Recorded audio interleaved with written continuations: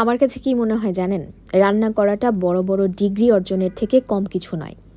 এই যে তরকারিতে ঠিক কতটুকু লবণ দরকার, ঠিক কতটুকু তেল দিলে তরকারিটা খেতে মজা লাগবে, মসলার পরিমাণটা কেমন হবে, আদা কতটুকু দিতে হবে, লবণ কতটুকু দিতে হবে, কিভাবে তরকারিটা আরও বেশি মজা করা যায়।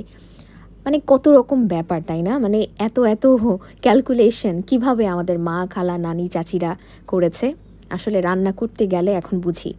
আবার রান্না করাটা কিন্তু একটা সেনসিটিভ ব্যাপারও।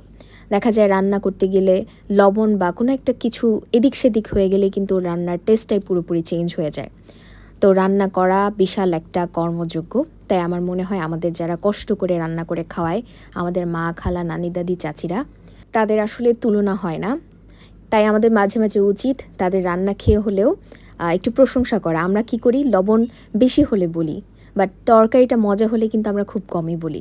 আর প্রত্যেকটা মেয়েরই আসলে রান্না শেখা উচিত।